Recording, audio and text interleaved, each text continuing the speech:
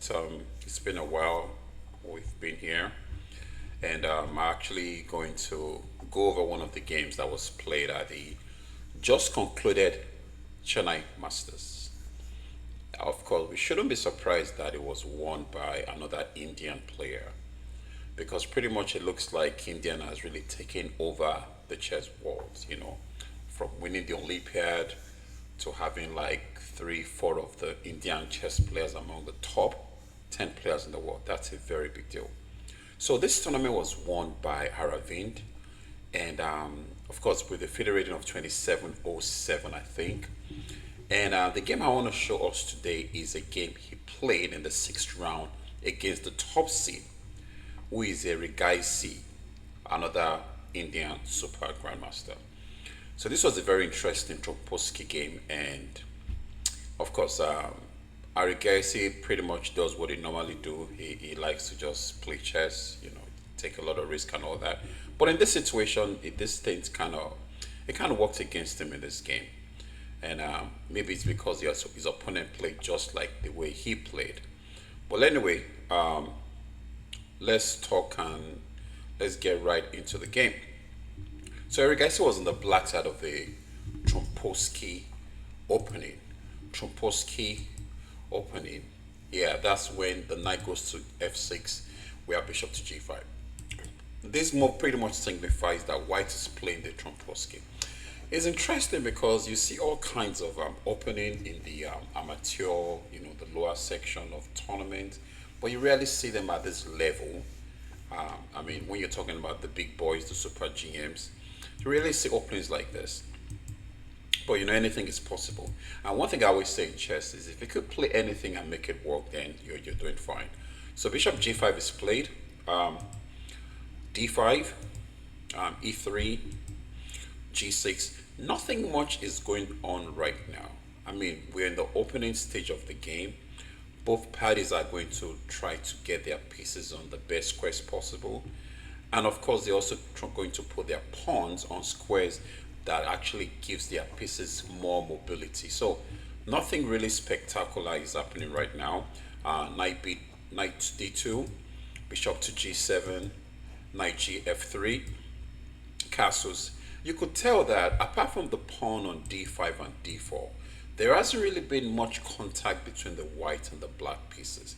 Now, this normally happens a lot in games, because you really don't have to start getting those contacts until you really fully developed. Let me say, sometimes maybe partially developed. If there's an opportunity, you can get a contact, but most of the time you want to be very fully developed so that you have all your pieces on the best squares possible.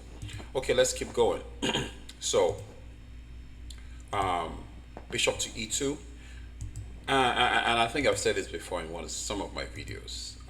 This bishop f1 belongs on e2 anytime you're playing against the setup, the fianchetto, because bringing the bishop to d3 is not really going to do anything on that diagonal. Also, don't try to waste your time bringing your bishop there, because if you move this bishop here, at some point in time you might have to pull it back here, because number one is not going to do anything, and number two, you have to be worried about the pawn push, trying to win a piece. So bishop e2 is played, c5, c3. Now, of course, it's important for c5 to be played because black might want to move the knight to c6 to put pressure on the pawn on d4. We have the c puts pressure, the knight puts pressure, the bishop on g7 also. So c5 is normally played in this position. And of course, the another reason why the c5 move is played is to try to free the queen. Because if you don't play c5, your queen is going to be a little stuck. She's going to have very limited movement. So by moving the pawn c5, your queen can come to b6, your queen can go to a5. Your queen is happy pretty much. So c5, c3, b6. Of course, the idea of b6 is to get the bishop to b7. Like I said, in the opening phase of the game, you are always trying to get your piece on good squares. It doesn't matter if you're Patsa, it doesn't matter if you're Grandmaster, it doesn't matter who you are. You have to do those things. It's after you've gotten those pieces on the best squares you think possible, then you can start to initiate some kind of attack by either moving your pawns to attack your opponent's pawns or moving your pieces to attack your opponent's pieces. All this you're doing is trying to get some kind of advantage in any kind of way you can. So b6 is played, bishop castles, bishop to b7, b4. And now that's an interesting move. Interesting move. And of course, it's the top choice amongst the game that has been seen in this position. And pretty much the idea of the b4 is to open up the b file, number one, and also solidify, put more pressure on the pawn on c5.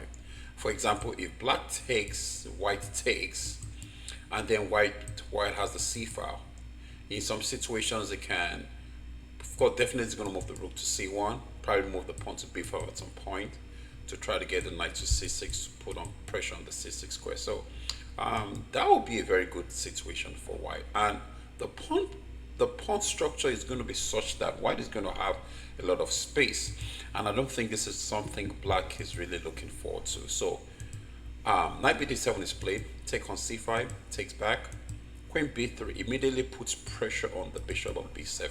Now let's check this out. Every of black's pieces has been developed, every of them.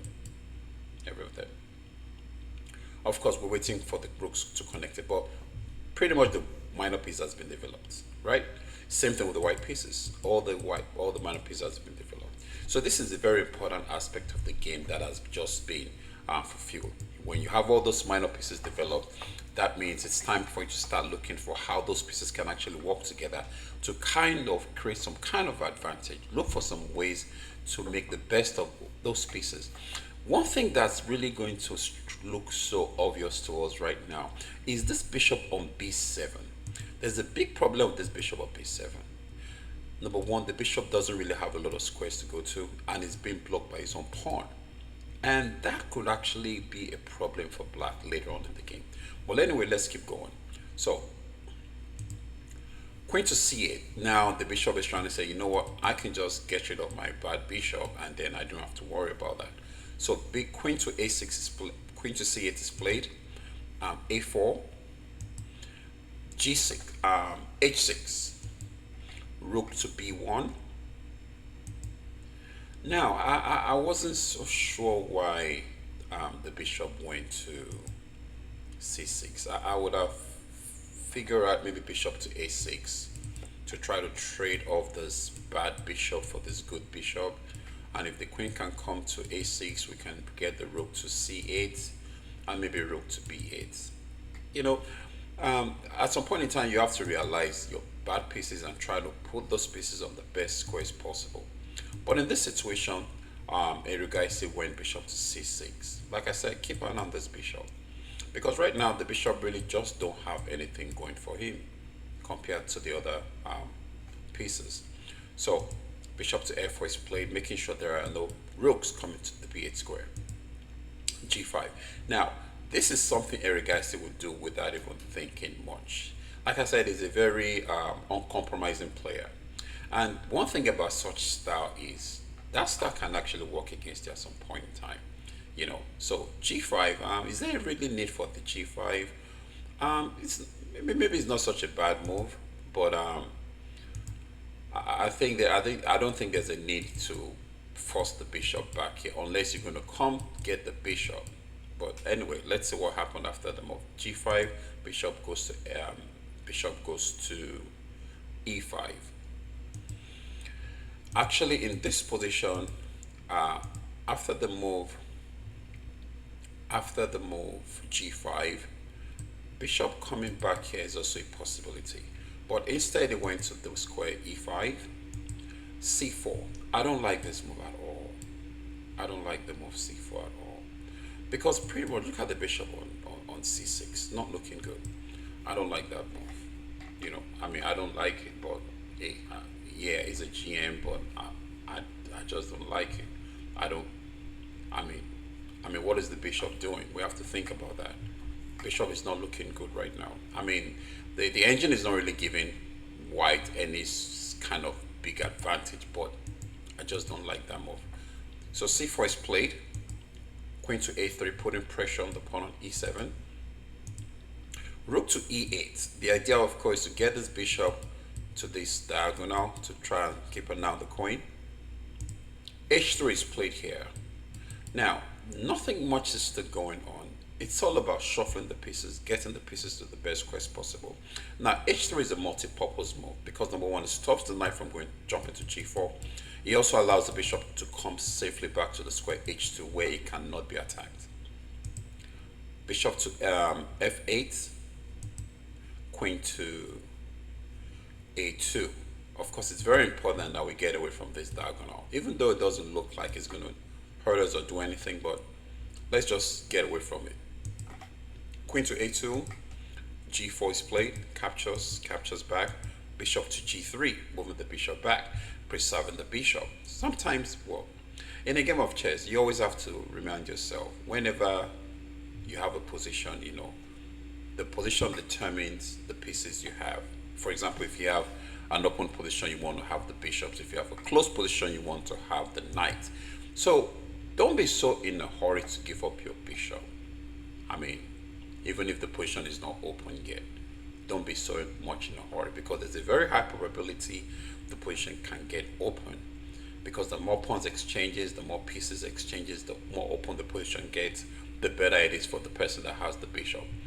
So looking at this position, white has a slight edge, very slight edge, in the sense that it has pieces that are looking good. Bishop g3 is looking good, knight here is looking good, the knight on d2 is not looking bad, even though it doesn't have a lot of squares to go to, but it has potential to go to the king side. We can't really say that much about the black pieces. Black is not looking so good, especially with the queen on c8. The queen has how many squares? 1, 2. The queen has just 2 squares to move to. So that's not something black wants to be proud of. So let's keep going. Bishop to g7, bishop back to the diagonal, where I think it should have stayed in the first place. In positions like this, you want to look to move the move to make the break e5. You want to find a way to make the break e5. And if it takes, you take back, it brings your pieces in the game. And I think one thing black should try to do is to relocate this bishop to f5. That would be a very good idea. But I don't know if he was able to get that done in this game. So rook to e1, keep getting all the pieces on the best squares. Of course, if you look at this position, every piece on the board has moved. Every single piece is moved. Every single piece is moved, except what? The rook on f1. So what do? Get the rook in the game. Now, the next question you might ask is, why e1? Why not d1? Now, the rook on d1, there is no way this d file is going to open up in the near future. Well, why not c1? The same thing, there is no way the file on the c can get opened up. It is totally closed. Why not b1? Well, you cannot come to b1 because there is already a rook on b1. Well, why e1? Because there's a possibility of a trade of pawns, and that could open up the e file. So that also determines exactly where you want to put your rooks. And rooks always belong on open files. So rook to e1 is played. Knight goes to f8, trying to reshuffle the pieces, look for the best squares to put the pieces. I still feel black should try to come for this maneuver, because this bishop will look much better on this diagonal than this diagonal. That's my thought. If you think otherwise, let us know. So knight to h2. Now, what's the point of knight to h2? It's a multi-purpose move from my own point of view.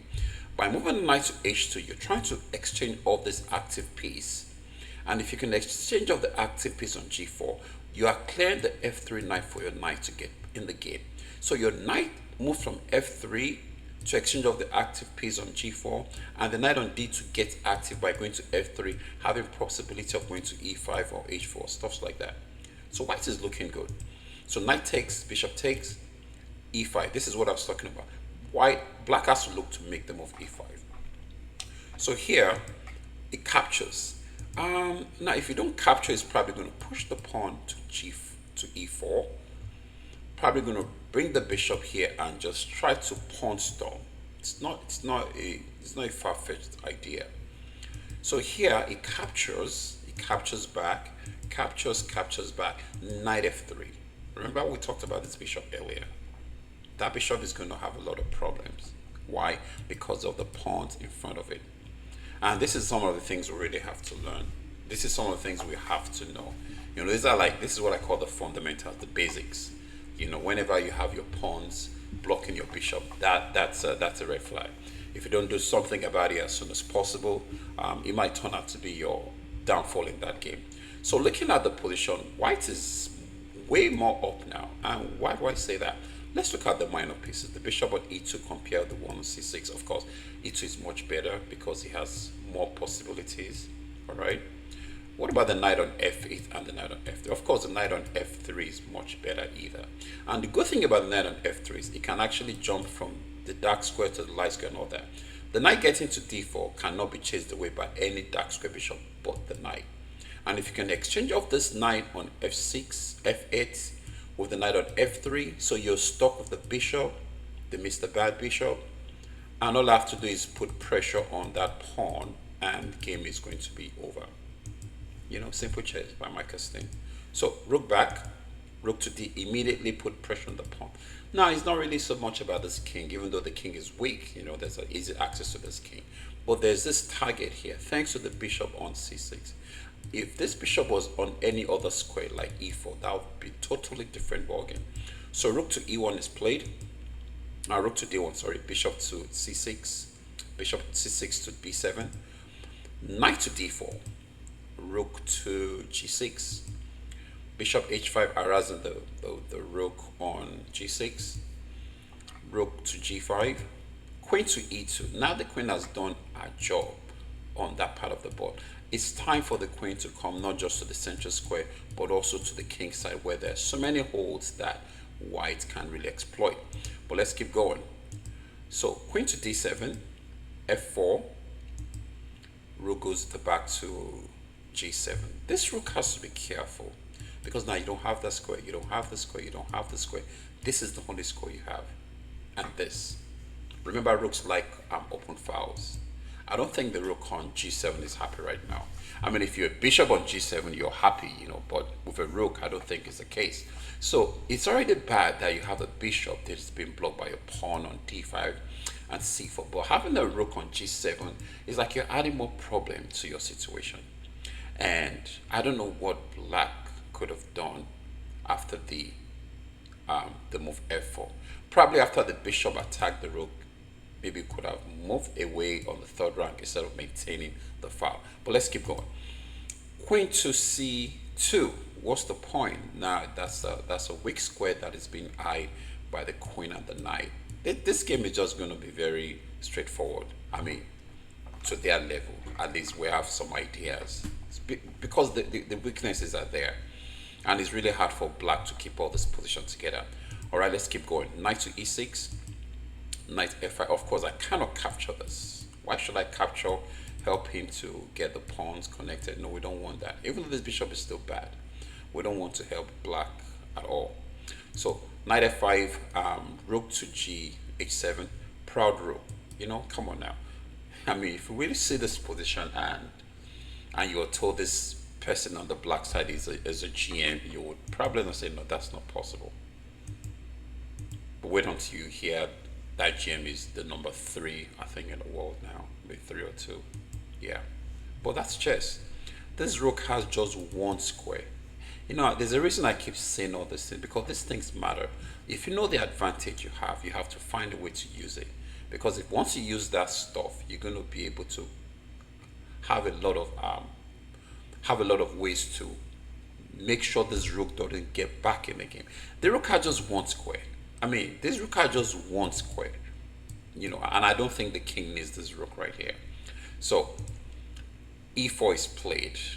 Like, why are you trying to open up for this bishop? No, trying to open up lines, trying to make sure all these pieces. Now, because this piece is a piece, it's like playing a piece down, your rook on h7.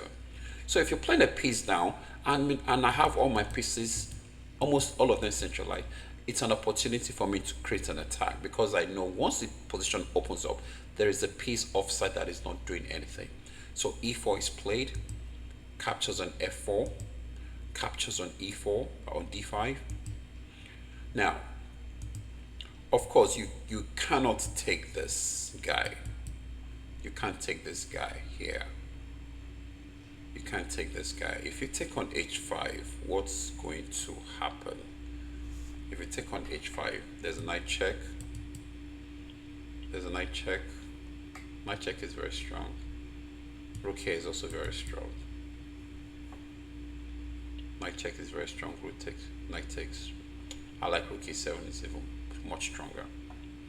Actually, after rook e7, We could now bring the queen to e2, threatening checkmate, threatening to get the piece back on h5. So f6 is played. F6 is played. Not like the king can get out, no, but just trying to get this guy in the game. But this is really bad. And I just wonder how this position got so bad so fast. We have to go back to that bishop. Even now that the bishop is, alive, but at what cost? Look, check out the white pieces. They are on very, very strong squares. Almost impossible for black to salvage this game right now. So f6 is played. Bishop to g4. That's a very nasty threat. That's a very nasty threat. Bishop to g4. Of course, the immediate threat is knight h6 winning the queen. Of course, we can't let them do that. Queen goes to d8, getting away from the pin. Rook to d4, attacking the pawn on c4, attacking the knight on f4. Like I said, white pieces, all white pieces are pretty much in the game and doing something compared with black pieces. Black pieces are not looking good at all, at all. All right, so let's keep going. Knight to d3. Oh, finally, he gets an outpost with tempo too. But I don't know how long that knight is going to be there. So what does white do here? He moves his rook to f1, shifting the rook to another possible place where it can create some attack on the black king. So knight goes back to e5. Bishop to h3. It's very important we keep this bishop in this position. Why? Because we have a pawn on the light square. So that means we have some control over the light square. So if we lose this bishop, the pawn here might be a little shaky. Black might be able to get some attack again and capture the pawn. But having that bishop on the board is pretty much going to tell you, hey, I can always find a way to defend my pawn. And also not just the pawn, but the light squares. So bishop to h3 is played. King to h8. Pawn push. d6. This is a very interesting move. Why is it interesting? Number one, by moving the pawn to d6, you're actually clearing the path for the bishop to put pressure on the pawn on g2. But you don't have to worry about the pawn on g2. You have the bishop on h3 defending. You have the queen on c2 defending. Blacks really have to worry about this rook on c8, on a8, the rook on h7 not doing much, and of course the queen on d8 is really not doing much as well. It's kind of passive because you don't really have a lot of places you can play around. So after the move d6, queen to g8, rook goes to f4. There's an x-ray attack on the pawn on f6. So if this knight can get away from here, I can take on f6, and still looking very bad for black pieces. So queen to g5, attacking, activating the rook, the queen, putting the queen on aggressive squares. Probably the rook is going to try to come to g8, try to put pressure here, but we don't really have to worry about. We have 1, we have 2, and yeah, even if he has 1, 2, 3, we have the queen, we have the bishop, we have the king. So we don't really have to worry much about it. But of course, this is something white wants to be worried about in this position. Okay, let's keep going. Knight to e7, stopping the rook from going to g8 and threatening to just win a pawn. Right? Right. Rook to g7, putting pressure here thrice. So the bishop and the queen are tied to the defense of the g2 pawn. So what did white do? Rook takes pawn, tripled. I want to get to g2. What are you going to do about that? But my knight is attacking the rook. Well, you're going to give up the rook? Yes. Takes the rook, takes back. Now, anytime you're up in material, you want to reduce the ability of your opponent to cause confusion in your camp. So that means you want to trade pieces. Any piece that can be a problem to you, get them off the board. Rook to f8, good move. Knight to d3 is played. Captures back. Pawn push, threats to queen. Want a queen, although the queen is stopping it. Now it comes with the queen e3 check. Now if I move this king, he has all kinds of check. I think he can check here and all that. But white said, well, king h2 is actually possible. But white said, I have something better for you, queen f2. And after the move queen f2, Erigaisi resigned. It's interesting that White pretty much beat Erigaisi the way Erigaisi normally beat people. So, one thing about life, about chess, if you live by the sword, you will also die by the sword. Even though Erigaisi lost this game, he was still able to tie for the first position ball. Through the tie break, Aravind also was able to defeat Aronian and was crowned the winner of the Chennai Grandmaster 2024. Okay, that's it for now. And yes, like I said, it's been a while, but so many things to do, so many tournaments going on. We are definitely going to be back with some more recap on some of the other tournaments. Especially, I know there's one going on right now. I think Tata Steel or something like that. But anyway, let me know what you think about the game. See you all soon. Take care. God bless and bye for now.